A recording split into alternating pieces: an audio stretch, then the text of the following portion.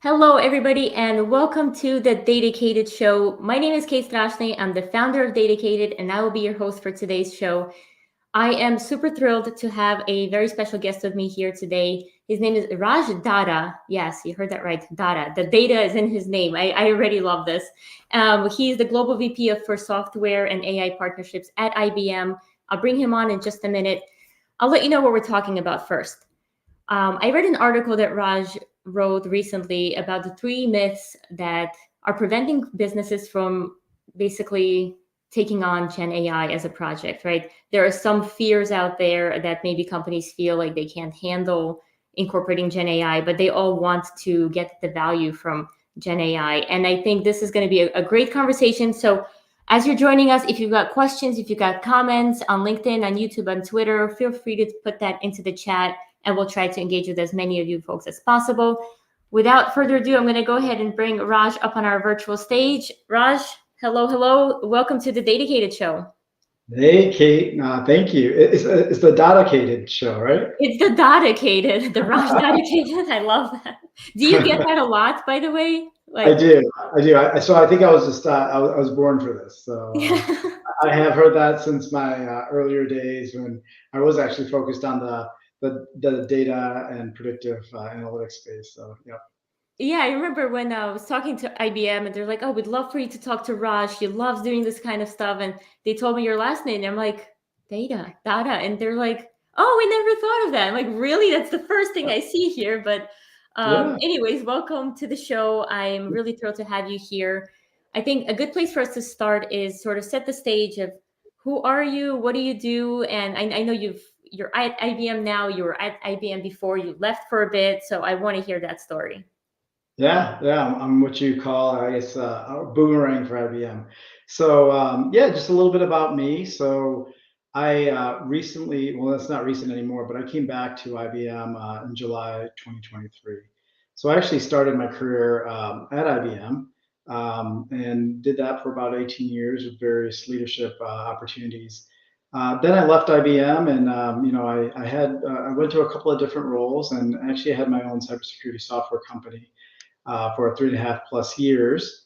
And when I was ready to leave that company, I began speaking to IBM again because we were seeing the whole AI wave really starting and getting going. And then lo and behold, I'm back. So now what my role is I have responsibility globally for all of IBM's software and AI partnerships. So that means, if you're a software company in ISV, or if you're just a company that has commercial applications that you want AI capabilities for, myself and my organization actually help do that. And I have an entire team globally, along with a pretty large engineering organization to support us there. So Great. Well, thank you for sharing that. And from personal experience, like I had plenty of full-time jobs and I went off on my own about 4 years ago, March 2020. So almost exactly 4 years ago. same time I did, by the way. That was the exact same time, around the same time that I started fully Oh, going, okay. right Interesting. when the pandemic hit. Yes, exactly. But I love being on my own so much that it would take a miracle for a really great company or opportunity for me to go back full time. And I'm assuming it was similar for you since you were on your own for 3.5 years. So that's a good testament to IBM that they were able to get you back in. 100%. What really got me stoked about it was the fact that, where IBM was going with their AI capabilities, and knowing that Watson X was coming out. It was on the horizon. We released it last July. So right when I came on board is really when, we went full board on Watson X, and, we've seen the market momentum continue. So it's been awesome. Yeah. Great. Well, we're here to talk about generative AI, debunking some myths. And I think before we get into that, there's a question in the audience from Martin asking, what is the commercial value of Gen AI? And I think that's a great place for us to start. What is Gen AI and what's the commercial value of it? Sure. So, well, what Gen AI is, I think we've all seen this, but it's basically leveraging, the various, leveraging the AI. Where AI was in the very beginning was people were using it as more of a science experiment and leveraging it for, how can you conduct different areas. And you probably saw that with even IBM. We explored that, years and years ago when we went, and did Jeopardy, when we won in chess, etc. But now we've gotten to the point where we're really commercializing artificial intelligence and leveraging that for business value. So there's multiple angles where we're seeing, AI lead to true business value. And you can see that from anywhere from accelerating where your technology is today to a totally different level and much faster than you can. And it kind of leads into what we're doing here at IBM with regards to that. But in general, the way that IBM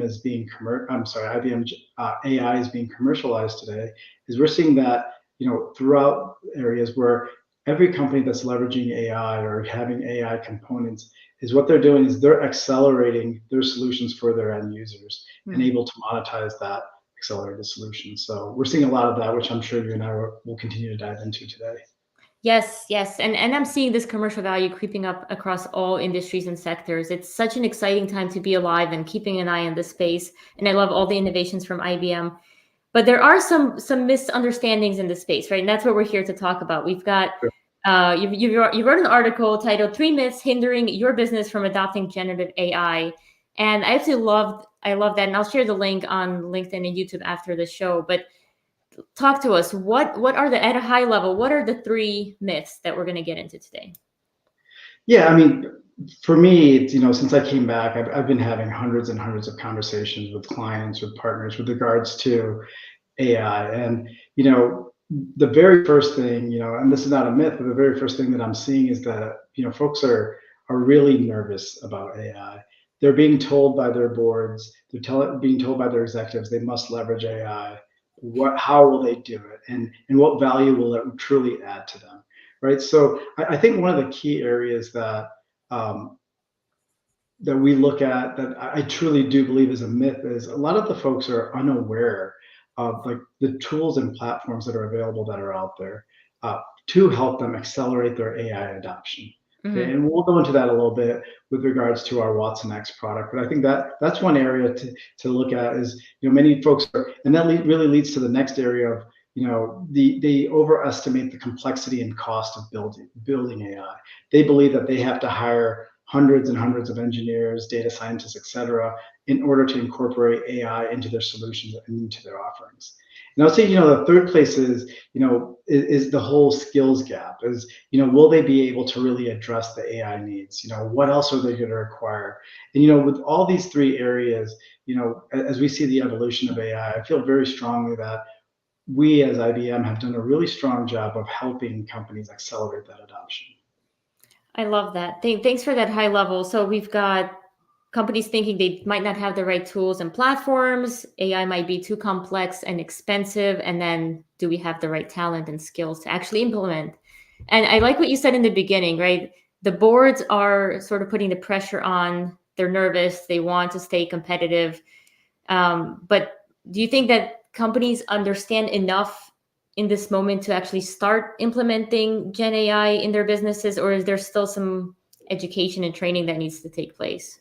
Yeah, what's interesting about this phenomenon is I feel like the technology is going faster than the grasp the market has, right? And you're in this day in and day out, so you're seeing this is, the technology is there, but I think that there's a lot of fear with regards and education that's required in the marketplace with regards to what is happening with AI, how fast it's moving, is it responsible for me? Because what we end up seeing a lot of times is all the negative things that come out for AI, right? And that's one area that again plugging IBM, but not only IBM, but this is where AI for businesses becomes so critical, is making sure that you have a business-ready AI platform to leverage for your technologies.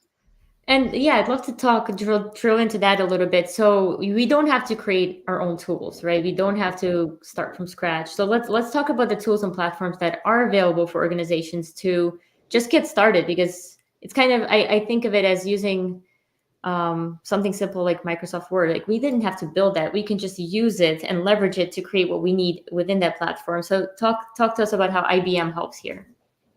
That's actually an amazing analogy, right? Like on the Microsoft Word, which I haven't heard before, but I love that. The way that I look at how we can see that AI evolution is at the beginning of last year, we saw a lot of excitement and hype come around AI. and it was more for the consumer usage, right? Yeah. You could go in there, you could write poetry all of a sudden, right? You could all of a sudden create, these really, simple emails or whatever it may be. And it was more consumer based, and I know there's many like kids out there, we're talking about this offline, that potentially are using it to leverage for their homework, et cetera, right? And so there was that consumer aspect, and I think that caught everyone's eyes. And as we saw that acceleration, what we started also seeing then is businesses understanding, how am I going to leverage this to get a competitive advantage? And many folks in the industry thought, well, why is IBM so slow at coming to this point? Why are you waiting? Why did we wait till July to get to the point we got to?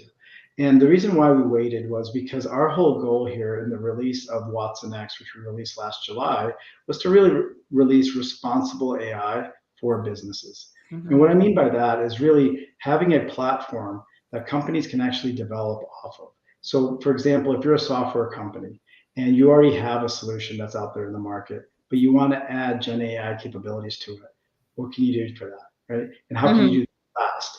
Now, do you have to go and hire a whole bunch of data scientists? Do you have to hire a lot of developers to get that baseline of AI? Or is there a platform out there that you can build the technology on top of? And that's exactly what IBM has done. And that's why we waited some time to release our Watson X, our technology, which is not only your typical day-to-day Gen AI, but it also has a massive governance area where it puts guardrails on your AI, so you can stay away from hallucinations, where you can stay away from areas where people in the industries are so nervous about, like, will it go sideways? Will it get messed up? And IBM put key focus areas on that, right? And we created a lot of a really good areas for our customers, our partners to leverage, so they can build as a building block essentially.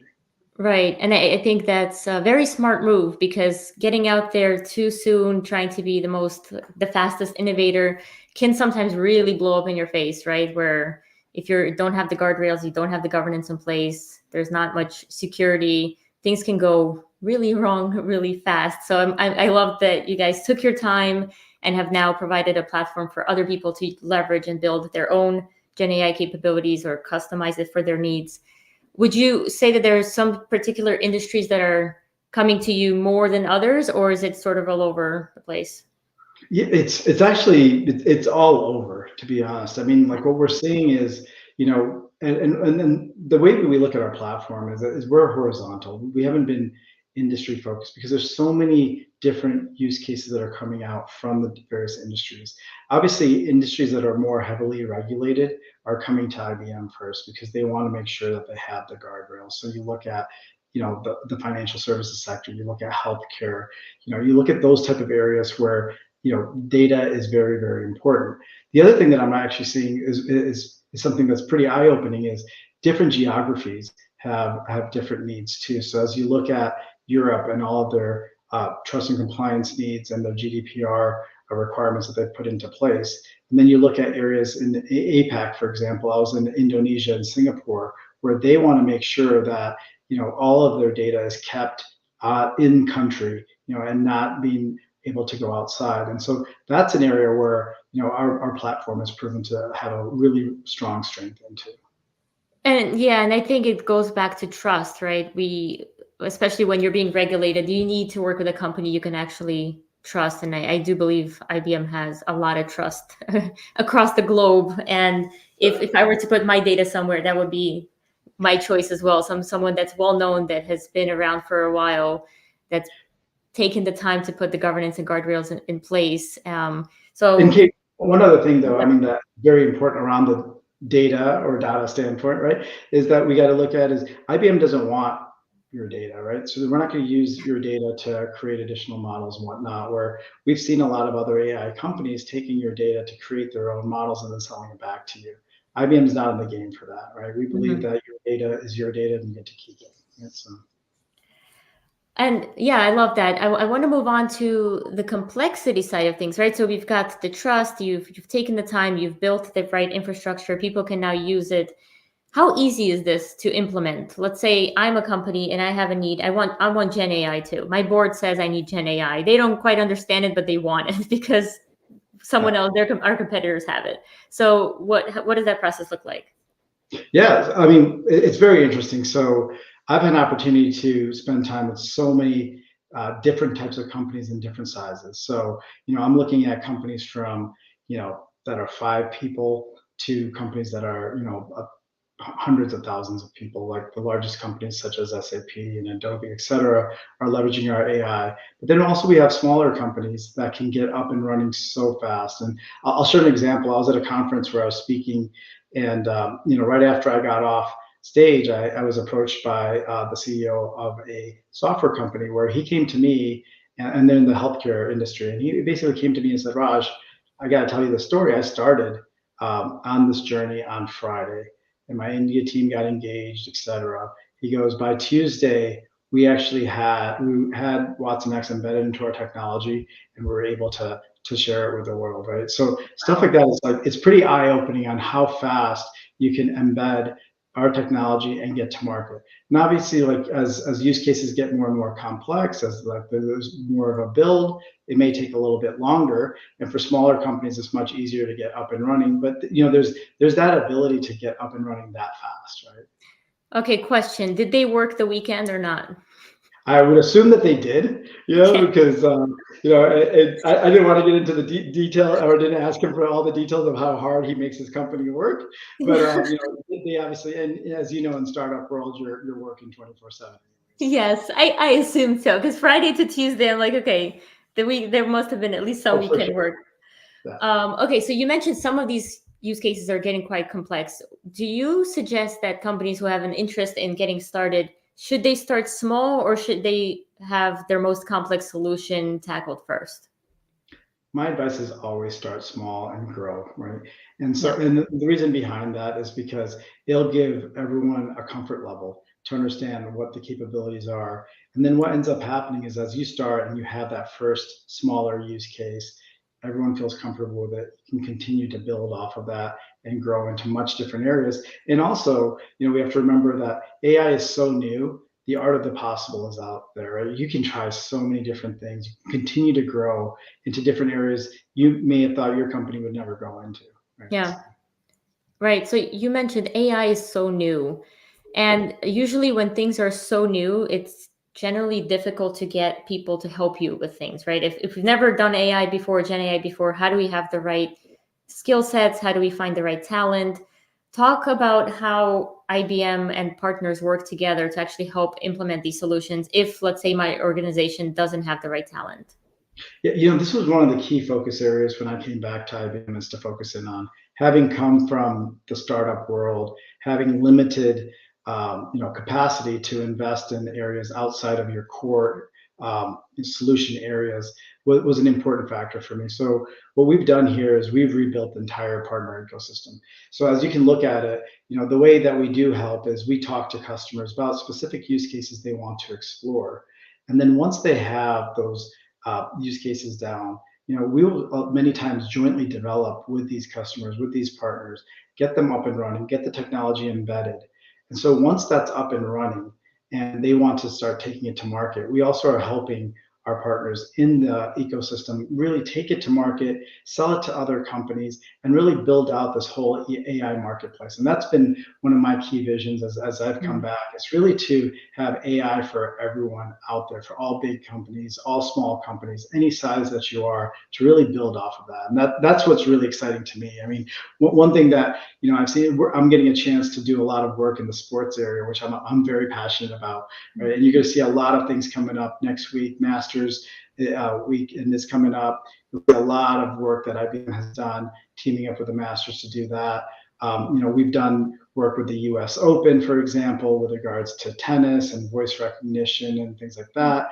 We also have very interesting companies such as, Edge3, which was founded actually by former football players, as they're doing analysis on, college data and all the transfer portals that are going on, and how to really understand what an athlete's potential is to become that next superstar athlete. So they're actually taking, our GenAI capabilities and doing predictive models around that. So things Wow. like that. That part is like super exciting part of my job because then I get to see it. My goal at one point is, to learn how to win in my fantasy football leagues because I've been like last place for the past 20 plus years. So like hopefully one time I can train the models for that.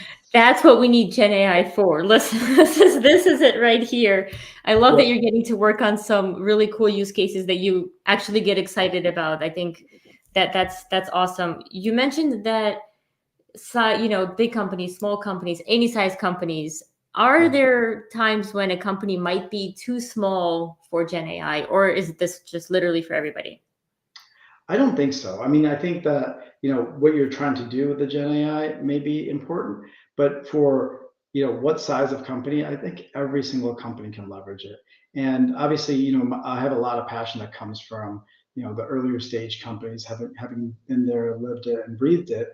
And one thing that really excites me when I see that is the smallest of companies are leveraging it as well as the largest companies. And look, at the end of the day, if you're a, you know, small to mid-stage company and having AI, it's only going to help your valuation if your goal is to exit at one point, right? So leveraging the AI capabilities, accelerating what your solution has to offer for the market, it becomes a win-win across the board. Mm-hmm. Okay, and I know some companies out there might be thinking, well, this all sounds great, but it's probably too expensive. And I'm assuming you've had clients that reached out or that you spoke to that at first they thought it might be too expensive, but in the end they ended up realizing that this is great value and that there's ROI from that. So do you have any examples to share in that lens? There's massive Yeah. ROI behind it, right? And I'll share with you a client example, but also share with you some interesting financial data that we've been processing, and you're gonna see a lot more coming out here in the coming weeks and months. But one of the interesting ones that I've spent a lot of time with is a company called SalesLoft. They've been embedding IBM's watsonx technology within its platform to help revenue teams understand and execute the right actions to predictably and consistently close deals. And they've been able to do that in a massive cost savings effort. And so, they were using some competitive models prior. As they started leveraging IBM's technology, we saw some very significant savings. And this has been happening over and over. And then what we started doing from a research standpoint is really understanding, hey, like we're seeing the adoption of AI happening at a very fast pace. How are we comparing in the market? And you've slowly seen some you know uh, news coming out with regards to this, but our price per performance is just blowing it out of the water right now. So we released our Granite 2 models earlier this year, late last year, and we're seeing a 62x lower cost than GPT-4, 34% lower cost than GPT-5. And so what we're seeing is that we're looking at this now of as AI adoption happens, it's great, but like as you start using it more and more, your costs are skyrocketing. How do we keep that in line so you can continue to leverage AI and get the most benefit for it without breaking the bank? And that's been one area as we're releasing our newer models as well has been a key component for us. Awesome. So in that first example, you mentioned that there was significant cost savings. Are you able to share any numbers, or is that confidential? Just curious.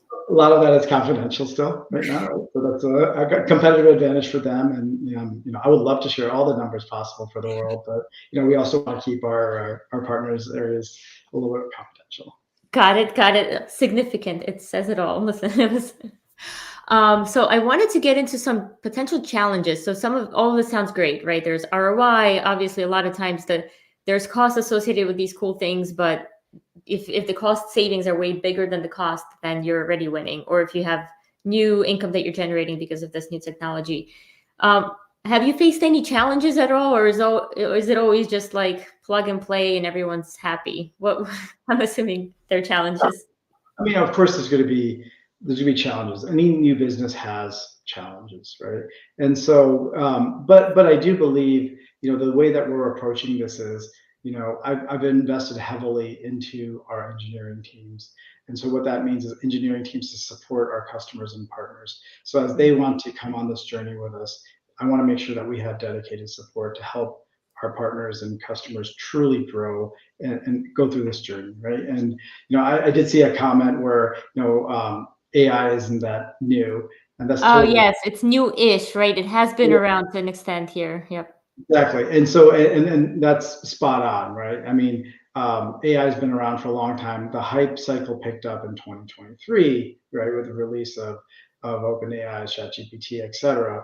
But now what ended up happening is now we're making a huge transformation. I think this year and next year are going to be very, very critical ones as we look at the transformation for businesses and with AI there. So. Yeah, and I think the reason behind all this hype is they slapped a good user interface. Is that it? We've had the technology, right? For Well, no, I mean, look, this is an evolution, right? So a good interface is nice, right? And something that everyone can leverage is always nice and pretty. But I think when you're in a business standpoint, it's not all about just how the outside looks. You also have to have a strong foundation underneath, and that's where we've really spent most of our time and effort. And you'll see some new renditions coming out of pretty interfaces, et cetera. No, But I don't mean IBM. I meant the Chat GPT. Like the fact that my brother and sister who are not really in this space were texting me saying, "Hey, look, we can talk to AI now." And I'm like, "Oh yeah, I've seen this technology around. People have been talking about it, but even I wasn't willing to get into the code and try to work on it." But once the search bar came out, it just became super simple, and everyone was able to explore at least. Absolutely, and we're going to keep seeing the evolution of this, right? Where it's Yeah. going to get simpler and simpler. I will share with you, like one thing that floored me when I came back to IBM is the fact that you've heard that term, eating your own dog food. We're a huge consumer of that. So if you look at it from our HR standpoint, a lot of our HR functions now are powered by Watson X. And what I mean by that is, we have integrations into like the Workdays of the world, et cetera, right? So what we're able to do there is a lot of the HR related tasks that you had to complete before, potentially go to an HR partner, or even if you had to do it on your own, it would take you some time to do it.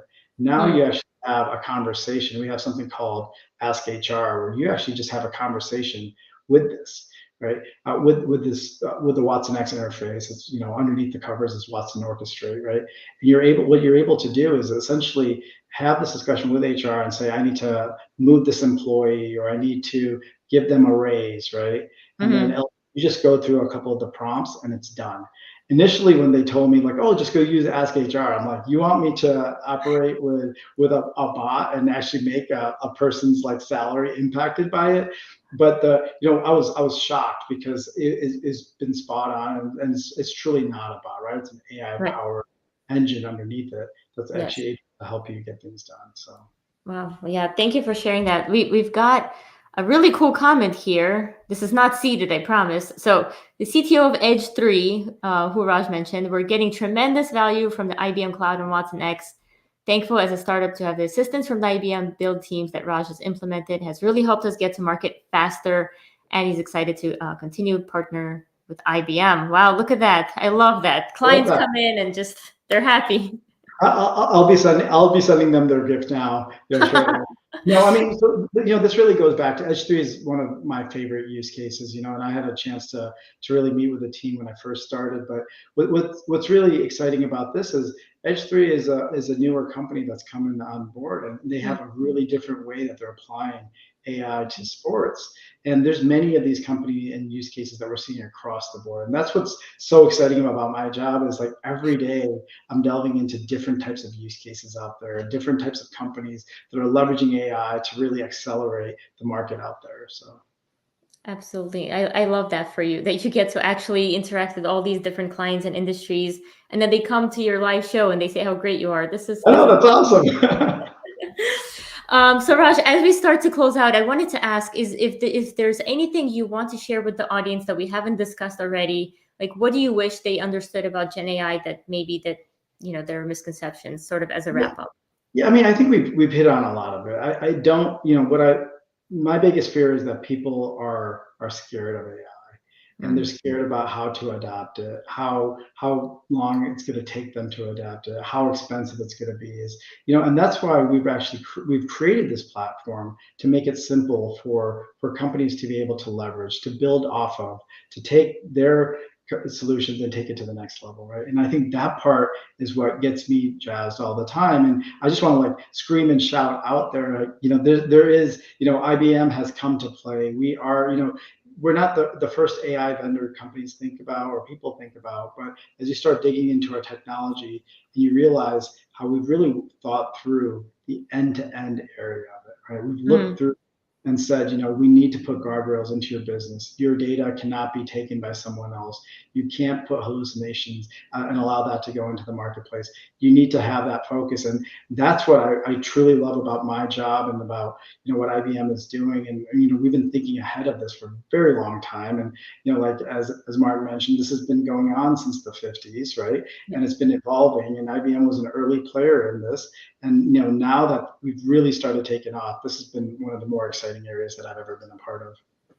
Amazing. I love that. IBM has come to play. This is cool. Yeah, so for folks, yeah, we're here to play, and not only in sports and in all industries.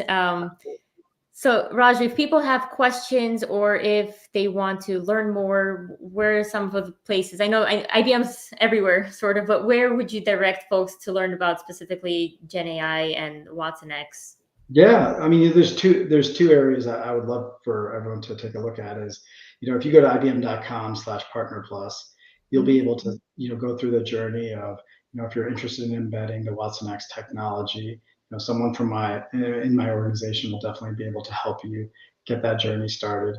Another area is, we have our major annual conference happening in Boston in mid-May, I think the 21st or 22nd of May. You'll be able to see a lot of new things coming out. You'll be able to hear customer stories. You'll be able to hear how other people are leveraging our GenAI technology to really take their businesses to a different level. Great. I absolutely love that. I'll share the links for IBM Think, and I'll share the link for your Partner Plus. But I absolutely love hearing the customer stories. And I think that's great for everyone to hear in the audience as well when they're in Boston at this conference, because it gives you ideas, right? Like you might be from different industries, but you're like, oh, wow, this company's doing this. Maybe we should be doing this. And I try to post as much of new things that do come out there, but everything's evolving so fast. So next time you and I connect, we're going to need at least an hour to 2 hours. And I want to walk you through all the different cool use cases that I see, because it's really, really exciting, that all the different areas that we're seeing today. I'll take you up on that. We'll do an AI workshop at some point to go through all of this. Awesome. All right. Well, Raj, I want to thank you so much for your time here with us and the DATAcated Show. Everyone go follow IBM. Go to the links I'm going to share in the chat. And yeah, if you're in Boston or going to be in Boston in May, go ahead and check out IBM Think. Stay DATAcated, and we'll see everybody online. Thanks, Kate. Appreciate it. Thank you.